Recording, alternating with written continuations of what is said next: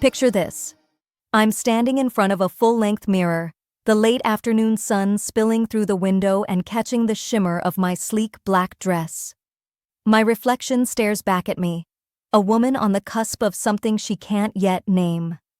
I'm Sabrina, 40 years old, and tonight, I'm chasing a spark I haven't felt in a while.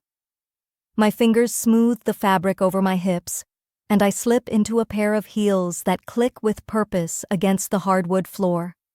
There's a hum in my chest, a quiet thrill for what's ahead. A night out in the city with the people who've seen me through thick and thin.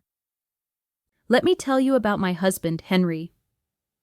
We've been married for 15 years, a stretch of time that feels both like a lifetime and a fleeting moment. Henry's the kind of man who doesn't say much, but when he does, it lands with weight. He's thoughtful, with a dry sense of humor that can catch you off guard and make you laugh when you least expect it. He's been my steady rock, the one I lean on when the world feels unsteady. But lately, there's this subtle distance between us, a quiet space I can't quite bridge. It's not something I can point to, not a fight or a harsh word, just a feeling, like we're orbiting the same planet but on slightly different paths. I shake the thought away as I dab on a touch of perfume, the scent of jasmine lingering in the air. Then there are Monica and James, our closest friends, the kind of people who become family without you even noticing. We met them in our early 30s, back when life felt like one big adventure waiting to unfold. Monica is a burst of color in any room she enters, a free spirit with a laugh so infectious it could lift the heaviest of moods. She's the one who drags us out of our comfort zones, who insists on trying every new restaurant or booking spontaneous weekend getaways. James, on the other hand, is her perfect counterbalance. He's reserved, always observing, a tech entrepreneur whose mind seems to be running calculations, even when he's just sipping a beer. But beneath that analytical exterior, there's a warmth that comes out in quiet moments, a loyalty that's never wavered. The four of us have shared so much over the years. Countless dinners where the table was littered with empty wine bottles, vacations where we argued over directions and then laughed about it later, late-night conversations that stretched into the early hours, solving the world's problems over coffee gone cold. I can still remember one particular trip, a hiking escapade in the mountains that went hilariously wrong. We got lost, of course, because Monica swore she knew a shortcut. Hours later, with no cell service and the sun dipping low, we were huddled together on a random trail, laughing so hard our sides ached. We didn't find our way back until dawn, but those hours of stumbling through the dark, cracking jokes, and sharing stories are etched into my memory. As I step into the bar, the city's pulse seems to fade behind me, replaced by a warm, inviting hum that wraps around us like a familiar embrace. The place is alive with the clink of glasses, a rhythmic chime that punctuates the low murmur of conversations weaving through the air.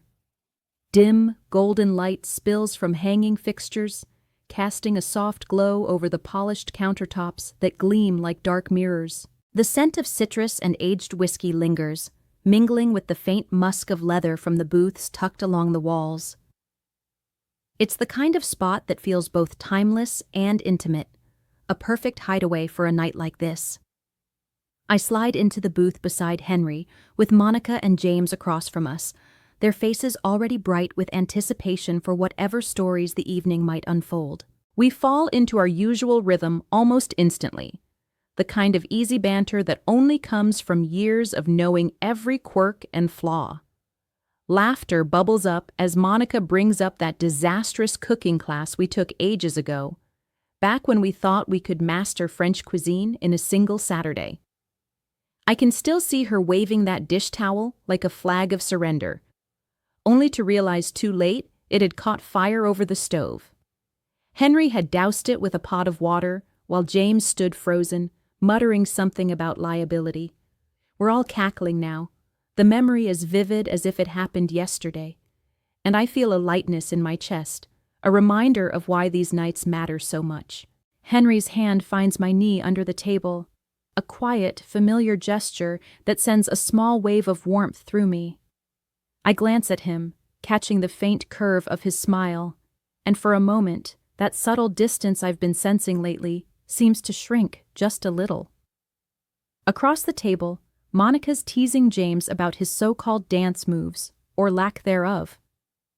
She's mimicking his stiff, awkward sway from a wedding we attended last year, and he's rolling his eyes, insisting he's got rhythm if you just give him the right song.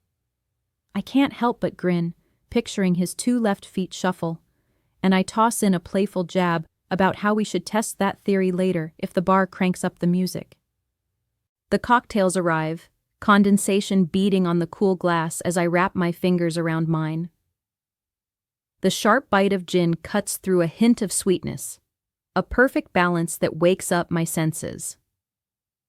Monica raises her drink first, her eyes sparkling with mischief as she proposes a toast to old friends and new adventures. We all echo her, glasses clinking in the center of the table. The sound a small, joyful promise of the night ahead. I take another sip, letting the flavors linger on my tongue, and sink back into the booth, soaking in the camaraderie that fills the space between us. It's one of those moments where everything feels just right, where the world outside this little circle doesn't exist. As the evening rolls on, the bar grows a bit louder, more crowded, but our booth remains our little sanctuary amidst the buzz. I'm halfway through my second drink, the warmth of the alcohol spreading through me, when I notice them. 2 men standing near the bar, their presence somehow commanding the space around them. They're tall, both easily over 6 feet, dressed in tailored suits that fit like they were made just for them. The kind of suits that scream money and confidence, the fabric catching the dim light with a subtle sheen.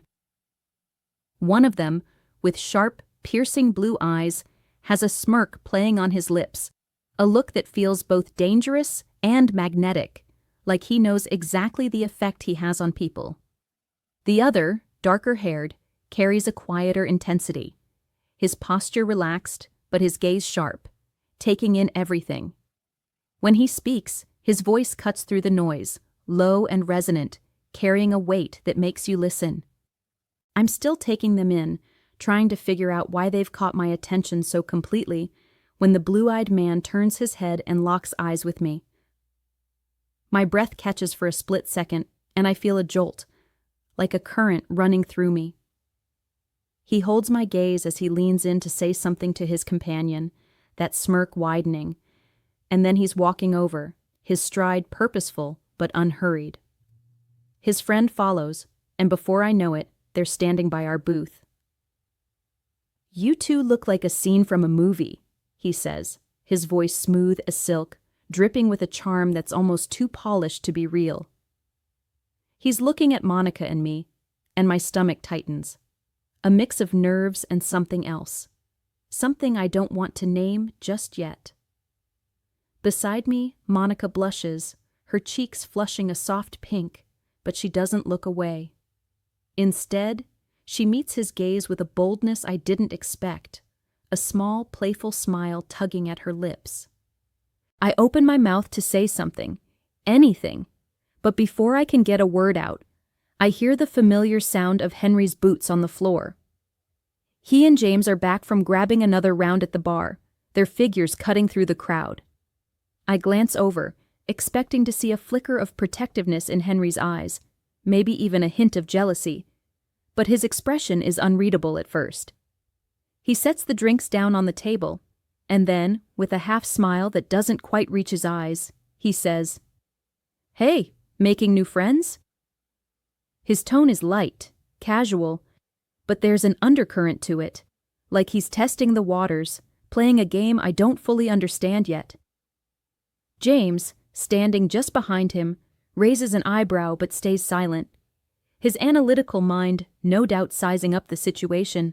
I catch Monica's eye, and there's a shared look between us, a silent agreement that we're both intrigued, maybe even a little thrilled by this unexpected turn. We play along, matching Henry's casual vibe, and I feel a strange rush, like we're all teetering on the edge of something new. The blue-eyed man introduces himself as Alex and his quieter companion as Marcus. Their conversation is effortless, charged with a kind of energy that pulls us in. Alex's wit is sharp, every word laced with innuendo, while Marcus speaks less but hits harder, his observations cutting straight to the point. Within minutes, the air around our booth feels different, electric, like we've stumbled into a scene we didn't script but can't resist playing out. Then Alex leans in slightly, his voice dropping just enough to feel intimate. "We're hosting a little after-party at our penthouse," he says, his eyes flicking between Monica and me before landing on Henry and James. "Best view of the city skyline you'll ever see. You should join us." My heart skips a beat.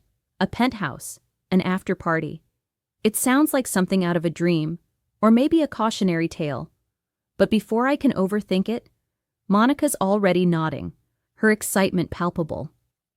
Henry glances at me, his expression still hard to read, and then he shrugs, a small smirk tugging at his mouth. "Why not?" he says, and just like that, we're all in.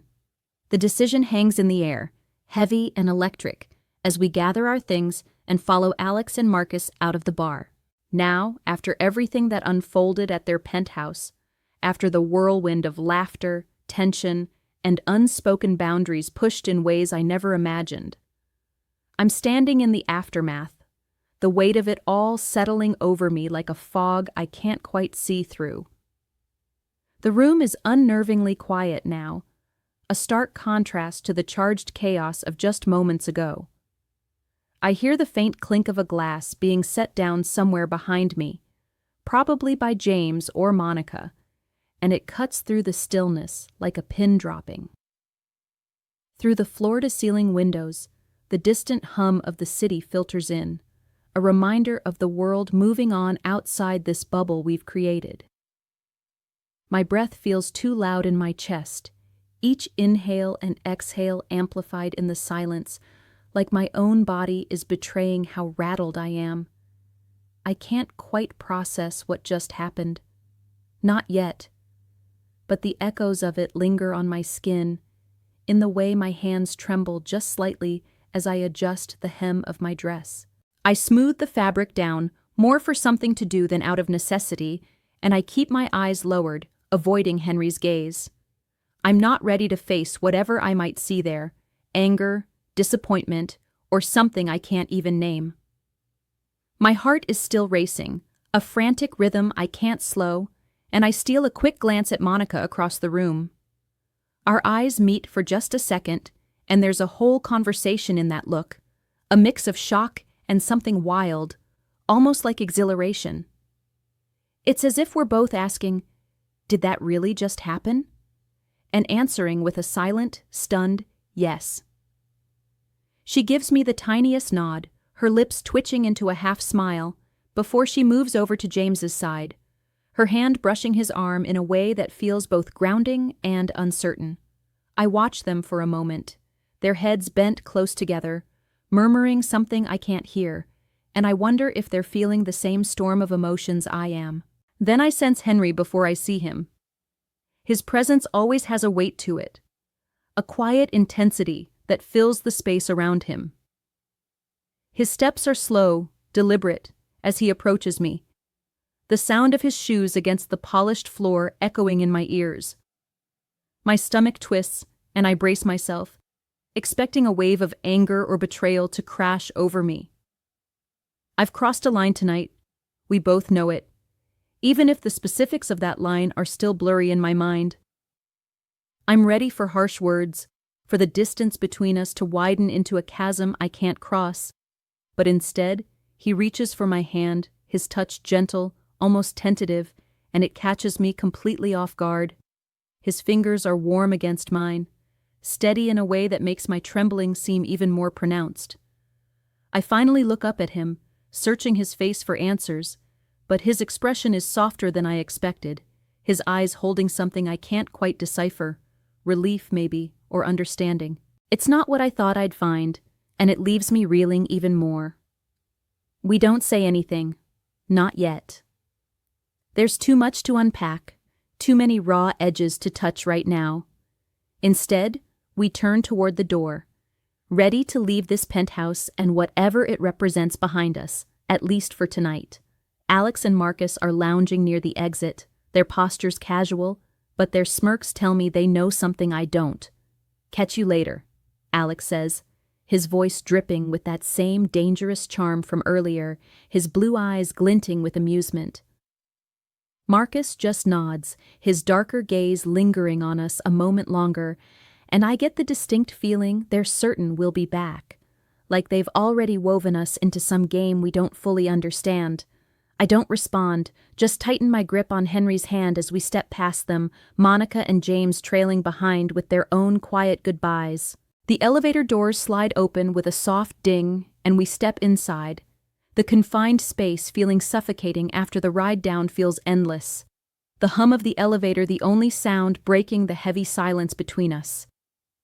I'm still holding Henry's hand, but my mind is a storm, replaying every moment of the night, every look, every touch, every unspoken dare that pushed us further than I ever thought we'd go. My pulse hasn't settled, and I'm hyper-aware of Henry's steady breathing beside me, a stark contrast to the chaos inside my chest.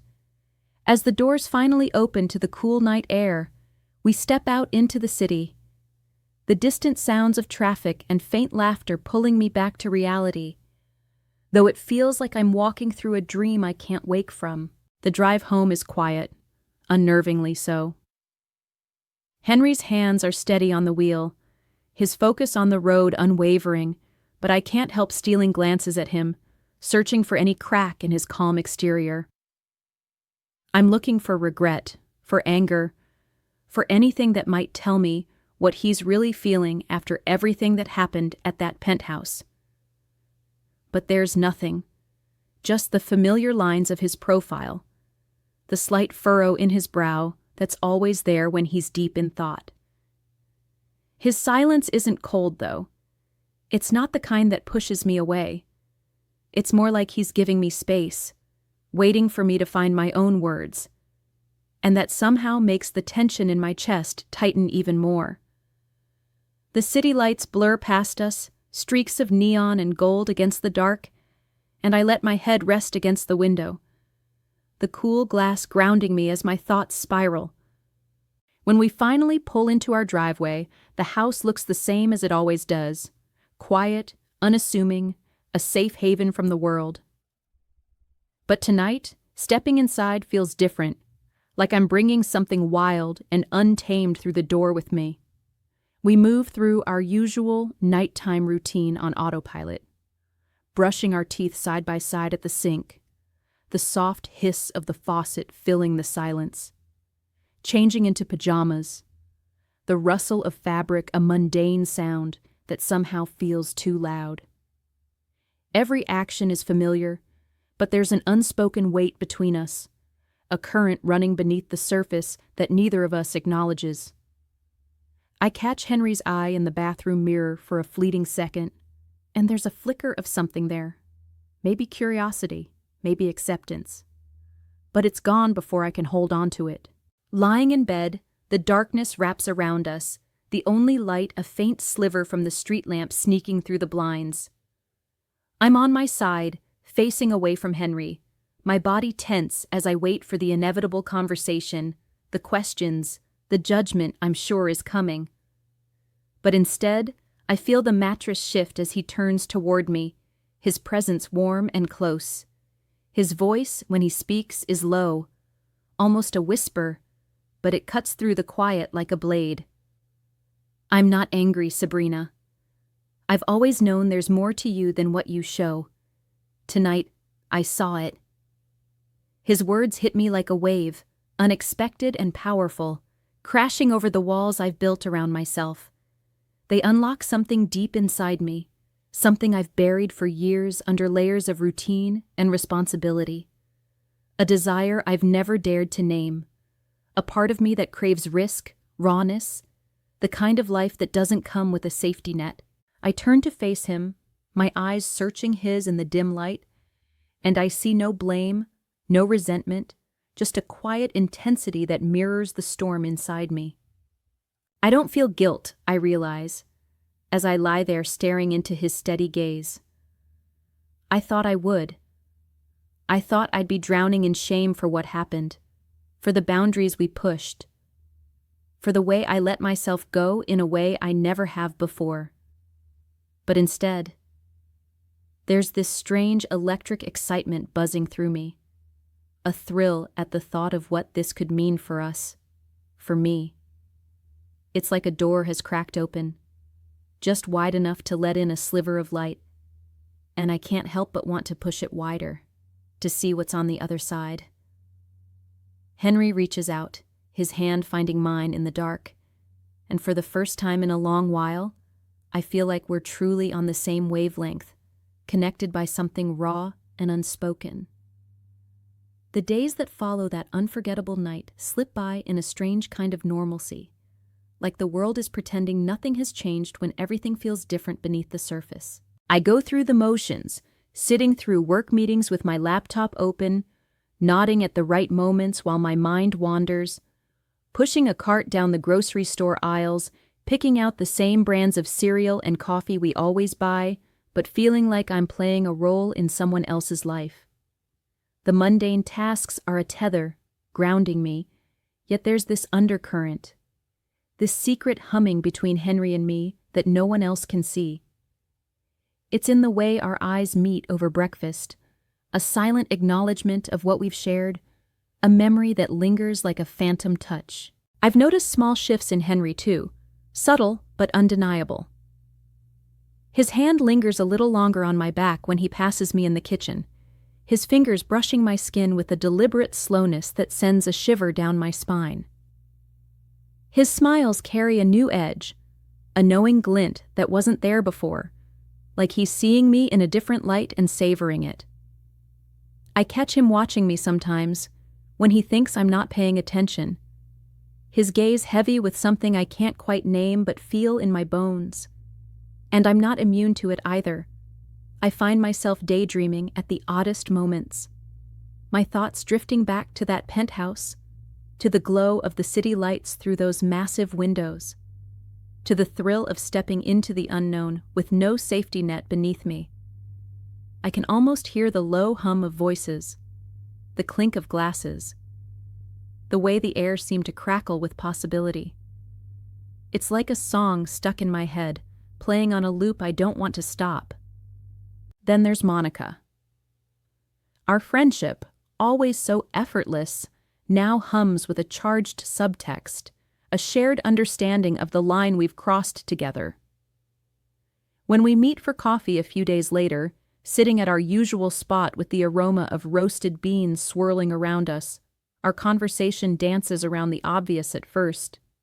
We talk about work, about the weather, about a new show she's binging, but there's this unspoken weight in every pause, every glance.